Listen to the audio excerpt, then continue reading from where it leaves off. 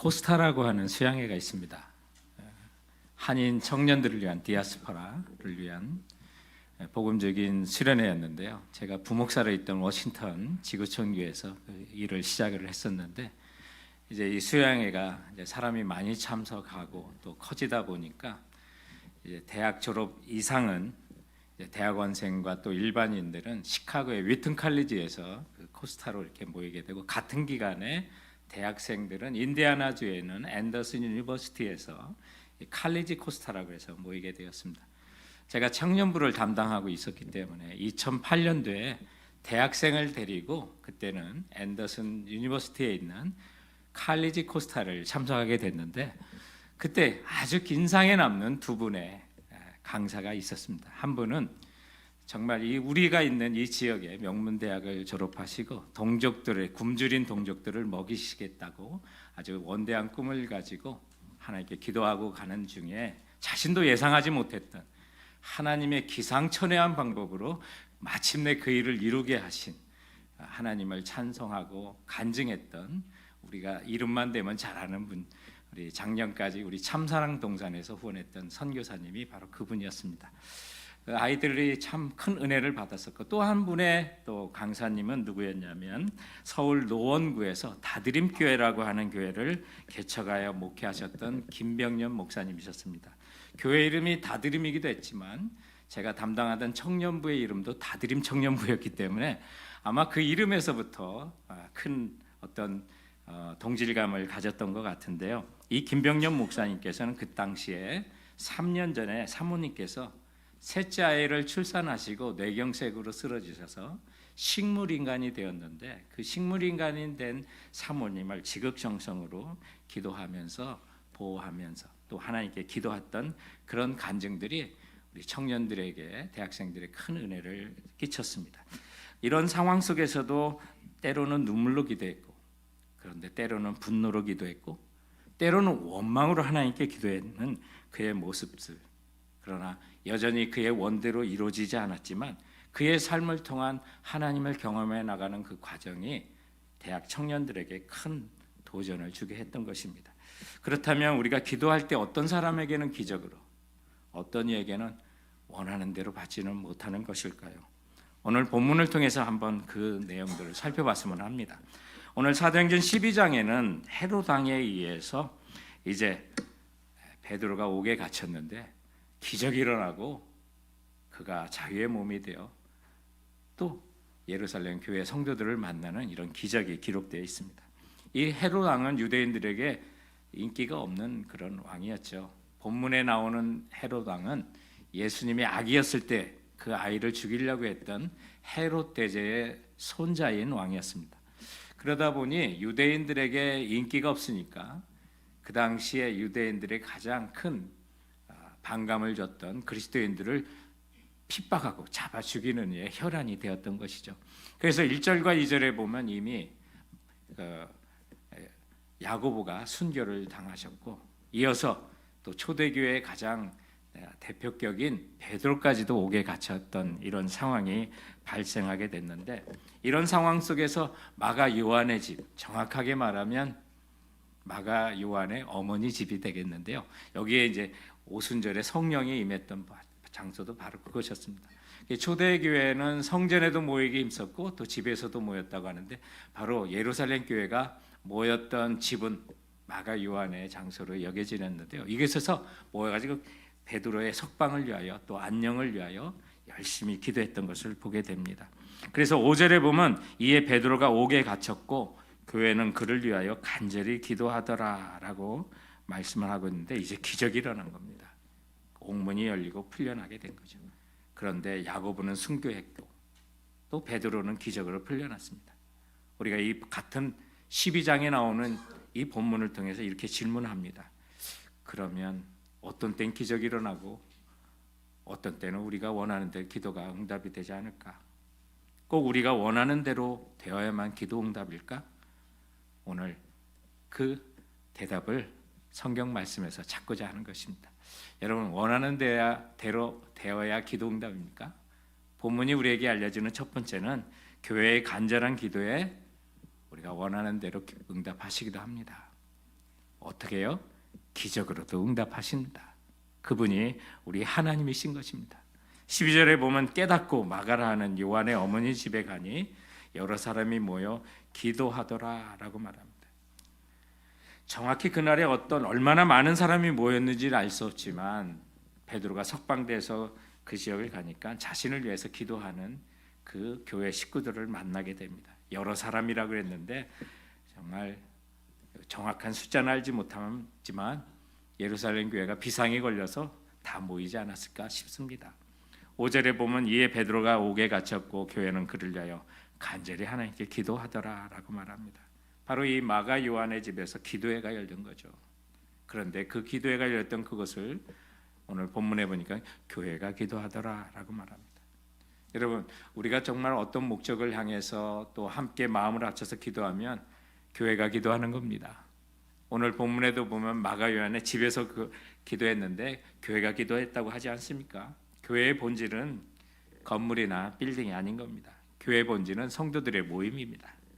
역사적으로 보면 교회가 빌딩을 갖기 시작한 것은 AD 313년 이후에 로마의 콘스탄티 대제에 의해서 밀라노라고 하는 칙령을 발표해가지고 기독교인들을 더 이상 잡아들이지 말고 핍박하지 말고 신앙에 대한 자유를 준 후에 이제 건물이 올라오기 시작한 거죠.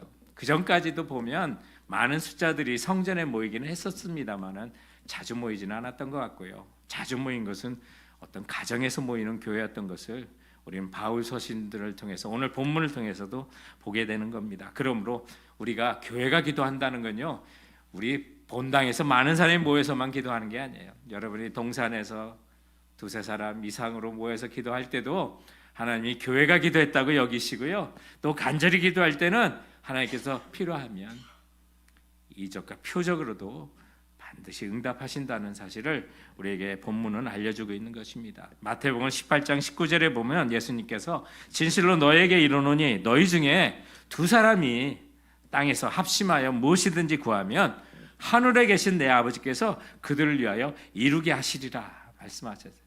이게 공동체가 기도한다는 얘기예요. 합심해서 기도할 때 하나님께서 응답하신다고 약속하신 거예요. 오늘 본문에도 보니까 교회가 그렇게 베드로의 석방을 위해서 간절히 기도했는데 그 결과가 무엇이었습니까? 7절과 8절에 보니까 호련히 주의 사자가 나타나 옥중에 광채가 나며 또 베드로의 옆구리를 쳐 깨워 이르되 급히 일어나라 하니 쇠사슬이 그 손에서 벗어지더라. 천사가 이르되 띠를 띠고 신을 신으라 하거늘 베드로가 그대로 하니 천사가 또 이르되 겉옷을 입고 따라오라 한데 정말 기적적으로 천사가 그에게 나타나서 일어나라 하고 온몸을 감싸던 두 가지 쇠사슬이 다 풀어지고요. 또 감옥을 같았던 문이 두 개 있었던 것 같아요. 두 개도 열리고 그 앞에 있는 사해로 통하는 문까지도 다 열려서 천사가 떠나기까지 베드로가 생시인지 환상인지 알지 못했다고 그러니까요. 이런 가운데 기적적으로 그를 인도했던 것을 보게 됩니다. 성도 여러분, 우리가 성도들이 합심하여 기도할 때 그리고 지속적으로 간절히 기도할 때 하나님 응답하셔요. 기도는 언제까지 하냐면 응답될 때까지 하는 거예요.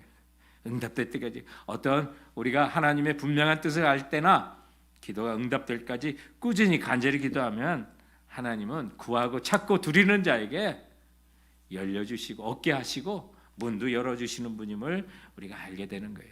그러므로 우리가 여러분 기도하면 응답된 줄 믿으시기 바랍니다. 필요하면 기적도 일어나는 거예요. 우리 1945년도 8월 6일에요. 히로시마의 원자폭탄이 떨어진 날입니다. 그런데 그 원자폭탄이 떨어진 그 자리에서 1km도 안 되는 곳에 집이 하나가 허름한 당연히 무너졌어야 될 집인데 안 무너진 집이 하나 있었어요. 너무나도 신기한 기적이었죠. 그런데 그 집 안에 누가 살았냐면 예수의 사제들 4명이 거기에 살고 있는 집이었어요. 온 도시가 순식간에 폐허가 되고 쑥대밭이 됐는 잿더미로 변했는데 아니 그 연약한 집만 그대로 서 있었던 거예요. 근데 이 집 안에는 4명의 예수의 사제가 있었어요. 휴고라고 하는 분, 허버트라고 하는 분, 윌헬름이라고 하는 요하네스라고 하는 이 4명이 거기에 있었는데요. 무엇을 하고 있었을까요? 금식하며 기도하고 있었어요.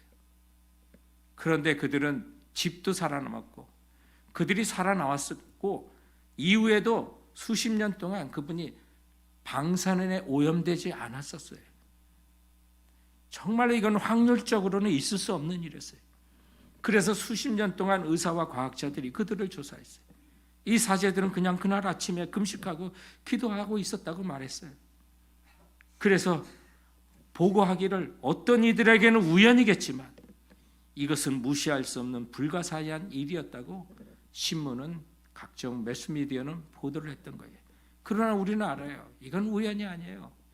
금식하고 하나님께서 기도하는 자를 보호하신 하나님이 기적했던 건 알게 되죠. 기도에는 하나님이 이런 응답을 주세요. 우리 교회도요. 중보기도 팀들이 지난 한 2달 정도 간절히 기도했던 제목이 있어요. 우리 어느 성도님의 남편이 스텐트 삽입을 해야 되는데 2차례나 실패를 하신 거예요. 계속 진물이 나고 피를 흘리는 그런 상황 속에서 또 한 번 했는데 그게 실패했어요. 이제는 남은 것은 복개 수술을 정말 가슴을 가르고 수술을 해야 된다고 하는 상황에 더욱더 안타까움에 기도했는데 지난 화요일에 다음과 같은 소식을 전해주셨어요. 그대로 읽어드려요. 목사님, 어제 병원에 다녀왔는데 기적이라고 합니다.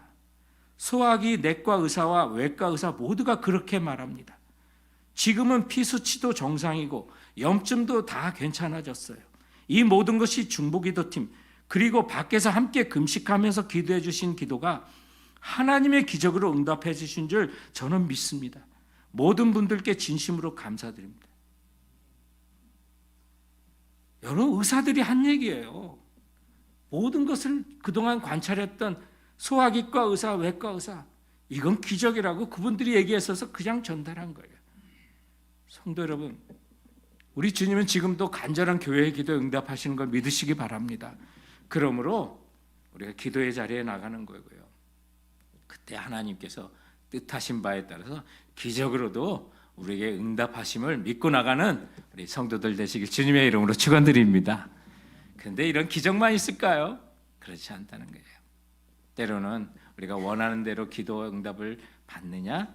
오늘 본문이 2번째 가르쳐 주는 거는 때로는 우리의 약함을 아시면서도 기도에 응답하신다는 거예요. 우리들이 기도하다 보면 의심하면서 기도할 때도 있고요.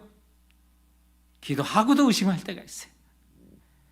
그런데 우리가 항상 큰 믿음만 하나님께서 기도에 응답하시는 것이 아니라 때로는 우리가 의심하면서 기도하고 의심했는데도 응답될 때가 있어요. 이게 하나님의 긍휼하심이에요. 오늘 본문에 보면 베드로가 천사의 극적적인 인도로 이제 감옥에서 나오게 돼요. 꿈인지 생시인지도 몰랐고요. 그가 나와 보니 석방된 것을 깨달을 때는 이게 생시였구나 라는 사실을 갖고 자기를 위해서 기도하고 있을 그 예루살렘 교인들이 모였던 마가 요한의 집으로 달려갔던 것을 보게 돼요. 그래서 12절에 보면 깨닫고 마가라 하는 요한의 어머니 마리아의 집에 가니 여러 사람이 거기에 모여 기도하고 있더라.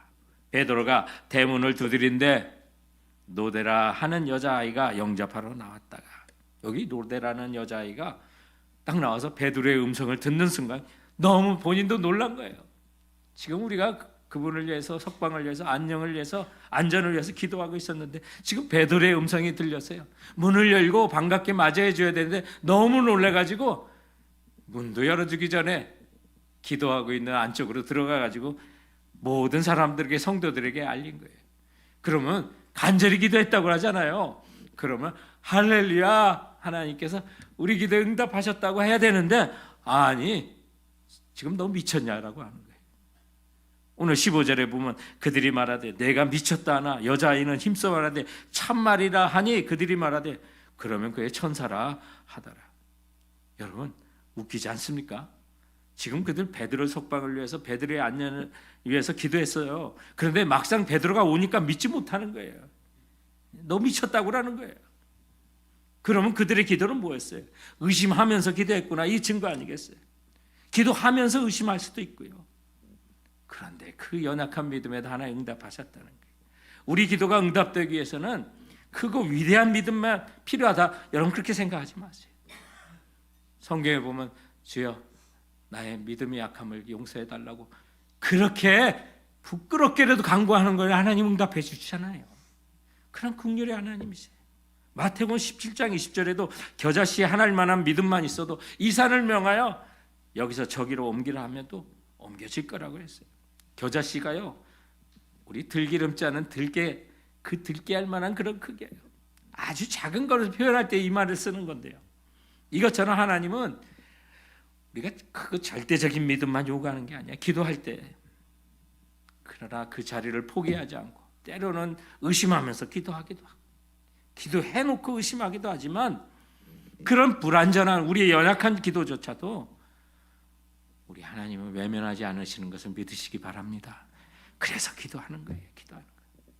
오늘 서론에 말씀드린 김병년 목사님에 대한 이야기를 좀 드리고 싶어요. 목사님께 이제 사모님이 뇌경색으로 이렇게 식물 인간이 돼서 오랫동안 병간호하면서 기도하다 보니까 원망으로 기도할 때가 참 많고, 여기 지금 우리 기독교 방송에서 이렇게 했던 그런 내용도 보면 하나님 나 좀 그만 때려요. 어느 목사의 원망시킨 기도. 16년째 아픈 아내를 간병하는 우리 김병년 목사님, 그게 나오고 있는데, 그분께서 이제 책을 내셨는데 난 당신이 좋아라고 하는 이제 병석에 누워 있는 아내에 대한 이제 관련된 그 내용이 이제 이런 책으로 나왔어요. 이제 사모님이 언제 쓰러지셨냐? 2005년도 8월 10일에 그 책에 있는 내용을 이제 그대로 읽어드릴게요. 아내가 쓰러진 뒤에 나는 담당 의사로부터 아내의 수술에서 최악의 경우에 대한 설명을 들어야 했다. 설명을 다 들은 나는 정말 힘든 결정을 내려야 했다. 장모님은 눈물을 흘리며 우리 딸 수술은 안 돼. 그냥 교회로 데려가자. 본당에 두고 기도하자. 어머니, 의술도 하나님이 주신 선물이잖아요. 어렵게 말을 꺼낸 내 얘기에도 장모님도 쉽게 물러서지 않으시고 애원하셨다. 깨어나도 식물이 인간이라잖아. 내 딸이 그런 꼴로 사는 건 못 봐. 그러니 교회로 데려가서 기도로 일으키자. 응? 내가 이렇게 부탁할게. 장모님과 내가 실랑이를 벌이는 동안 병원에서 근무하는 처제는 무슨 소리야. 당연히 수술해야지. 형부가 알아서 하세요. 이렇게 말하고 급히 사라졌다. 알아서 하라는 말에 나는 또 울컥했다. 담당 의사는 보호자인 내게 빨리 결정하라고 재촉했다. 수술을 해도 아내는 식물인간이 될 거라고 단정하면서 자신들에게 수술을 맡기라고 한다. 내가 할 수 있는 선택이란 장애를 입은 아내와 함께 살 것인지 아니면 아내의 죽음을 받아들일 것인지 둘 중 하나였다. 할 수 없이 수술하시죠 라는 나의 짧은 한마디에 의사는 예 하고 분주해졌다. 수술하지 않고 기도로 해결하자고 하시던 장모님은 대성통곡을 하며 기도원으로 떠나셨다. 절망이란 말로는 부족했다. 하나님, 대체 어디 계세요? 난 보호자가 아니에요. 당신이 보호자시잖아요. 이렇게 힘들고 어려운데 대체 어디에 숨어 계신 거냐고요? 그 순간에는 정말 하나님이 미웠다. 내가 직접 고통을 겪어보기 전에는 예수님이 인생의 해답입니다 라고 하면 아멘이라고 확신했다. 그러다가 연거푸 고통의 한복판에 서보니 의문이 생기기 시작했다. 특히 믿으면 분명히 낫는다라고 말하는 사람들을 만날 때마다 내 안에 분노가 일었다. 그러면서 의심이 솟구쳐 올랐다. 내가 믿지 않아서 아내가 낫지 않은 걸까? 반드시 낫는다고 믿으면 정말 나을까? 그냥 믿습니다라고 고백만으로 앞으로 나갈 수가 없었다. 내 상황이 너무도 불합리해 보이기에 하나님을 의심의 대상으로 삼을 수밖에 없었다. 성경에는 응답을 받고 나서 확신을 얻은 사람이 얼마나 많은가. 응답 이후에도 확신이 온 것이다. 성도 여러분, 정말 우리가 기도하는 게 의심 없이 기도만 할까요? 그렇지 않다는 거예요. 때로는 우리가 의심하면서 기도하고 기도해놓고도 의심해요. 그러나 우리 하나님은 우리의 연약한 기도에도 응답하시는 하나님이신 거예요. 성경에 보면 우리가 의심하면 하나님이 우리를 정죄한다고 단정하진 않으세요. 유다서 22절에도 보면 어떤 의심하는 자들을 긍휼히 여기라고 하셨어요. 불신앙이 하나님 앞에 죄하지. 때로는 우리가 기도하다가 의심할 수도 있어요.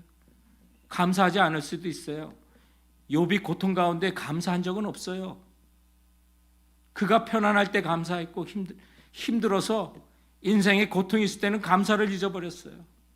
그러다가 그가 말로만 들었던 하나님을 본 거 아니겠어요? 그러므로 성도 여러분, 의심은 죄가 아니에요. 하나님께서 그를 긍휼히 계신 거예요. 불신앙이 죄예요. 하나님의 존재를 믿지 않는 게 죄죠. 하나님은 살아계시면서 내 기도에 응답해 주실까? 그런 의심은 연약한 거예요. 그런데 그런 의심에도 하나님은 응답해 주신다는 사실을 기억하시고, 여러분, 연약한 기도에도 응답하시는 우리 하나님께 나갈 수 있는 성도들 되시길 주님의 이름으로 축원드립니다. 자, 그렇다면 우리가 정말 원하는 대로 되어야만 기도 응답일까? 본문이 가르치는 세 번째 교훈은 하나님께 기도한 것만도 기도 응답입니다. 믿으십니까? 예, 내가 하나님께 기도한 것만도 기도 응답이에요. 왜냐하면 우리는 말할 수 없는 내가 원하지 않은 것에 대한 하나님의 대답을 들을 때가 많아요.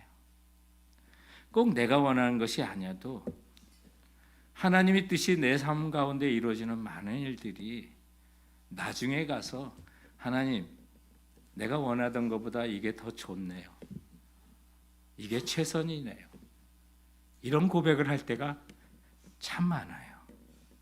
그래서 오늘 이 말씀에도 보면, 오늘 1절과 2절에 보면 야고보는 순교를 하고 지금 베드로는 감옥에서 벗어나는데 이 둘 다 사도예요.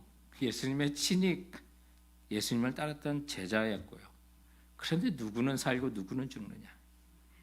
그런데 이 모든 것들이 다 하나님의 복음의 진보에 쓰임 받았던 일들이에요. 1절과 2절에 보면 그때 헤롯 왕이 손을 들어 교회 중에 몇 사람을 해하려고 요한의 형제 야고보를 칼로 죽이니, 유대인들에게 선심을 사고자 헤롯 왕이 이런 짓을 하는 거예요. 그러나 그 유대인들의 기대와는 달리 사도가 베드로가 풀려났다고 오늘 본문은 얘기하잖아요.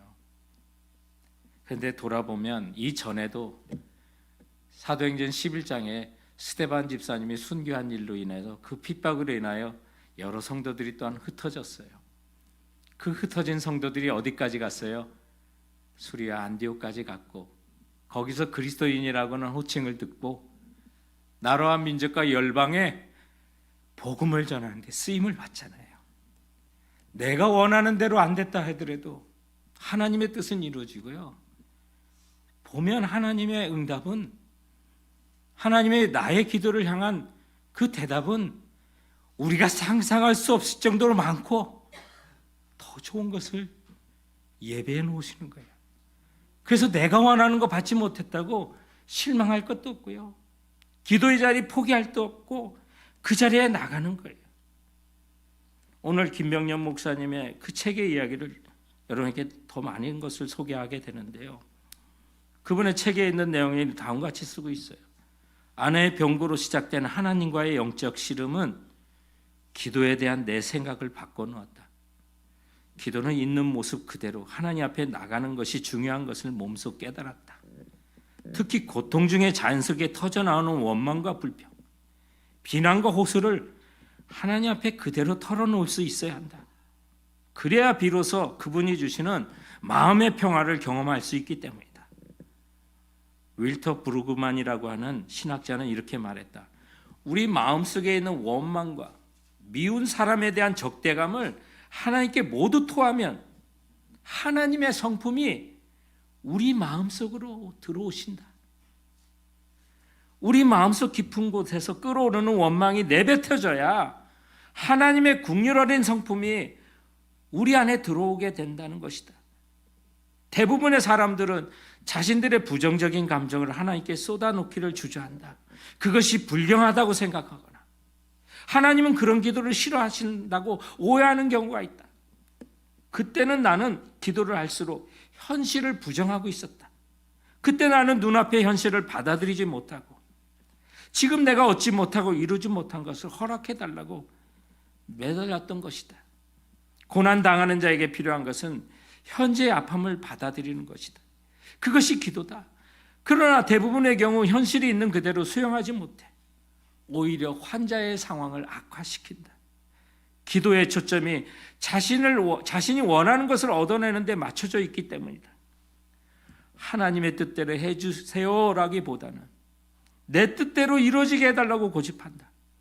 자신의 결핍을 채우고 문제를 해결받기 위해 끝까지 고집한다. 그러면서 자신이 원하는 것을 얻지 못할까 봐 불안해한다.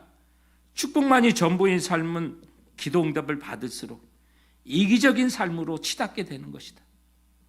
고난당하는 순간 고난의 뜻을 아는 자는 거의 없을 것이다. 우리는 다만 인내하며 달릴 뿐이다. C.S. 루이스의 우리가 얼굴을 찾을 때까지라는 책에 보면 여왕 오르알은 순례를 끝내면서 이렇게 고백한다. 주님, 제게 왜 응답하시지 않는지 이제 알겠습니다. 주님 자신이 바로 응답입니다. 주님을 대면하면 모든 의심이 눈녹듯 사라집니다. 다른 응답이 또 필요할까요? 고난의 신비는 고난의 끝에서 우리가 그렇게 사모하던 그분을 대면하는 것이다. 이것이 바로 분명한 하나님의 뜻이라고 나는 믿는다. 여러분 어떻습니까? 김병영 목사님은 식물인간인 아내를 20년간 간호하면서 비로소 하나님을 대면하여 알았다고 그렇게 간증하고 있어요. 그래서 자기의 원함보다 하나님을 알고 그분을 만난 것이 자기의 진정한 기도 응답이었다고 그렇게 고백하는 거예요. 이처럼 김병영 목사님 배우자였던 서주연 사모님은 뇌경색으로 쓰러진 지 20년간 투병 생활을 했고요. 그리고 작년 10월 18일에 하나님의 부르심을 받았어요. 그래서 우리 김병년 목사님 그의 페이스북에 친구들에게 다음과 같이 감사와 소식을 전했어요. 저의 배우자 서주연 자매가 오늘 새벽에 하나님의 부르심을 받았습니다. 가장 고약한 부르심이기도 하지만 그동안 저와 아내, 우리 가족들을 지지하고 동행해 주신 분들에게 감사를 드립니다. 아내는 저와 함께 30년을 살았습니다. 27살에 저와 결혼하여 10년을 건강하게 살았고 누워서 20년을 살았습니다. 누워서 산 시간 동안 건강했던 순간보다 더 큰 사랑을 받았습니다. 아내를 대신하여 고맙다는 인사를 전합니다. 샬롬, 죽음 앞에서. 죽음, 샬롬, 그리스도 안에서. 성도 여러분, 김병년 목사님은 식물인간인 아내가 회복되고 일어나는 원하는 것은 받지 못했지만 그는 그의 고통 가운데 기도 가운데 살아계신 하나님을 만났다고 하고요. 무엇보다도 중요한 것은 정말 불치를 병을 알고 있는 수많은 배우자들을 가진 사람들에게 김병년 목사님만큼 살아계신 하나님을 만나게 하는 일에 쓰임받는 사람은 없는 것을 보게 됩니다. 이 모든 사실을 보게 되면 하나님은 그에게도 가장 큰 것, 가장 좋은 것을 응답하셨다는 것을 알게 되는 것입니다. 사랑하는 성도 여러분, 그렇습니다. 비록 내가 원하는 것이 아니더라도 주님의 응답은 더 다양하게, 더 깊고 넓게 우리에게 응답하신다는 사실 기억하시고 무슨 일이 있어도 기도의 자리를 포기하지 않는 우리 성도들 되시길 주님의 이름으로 축원드립니다. 기도하시겠습니다. 여러분, 최근 무엇 때문에 기도하세요? 또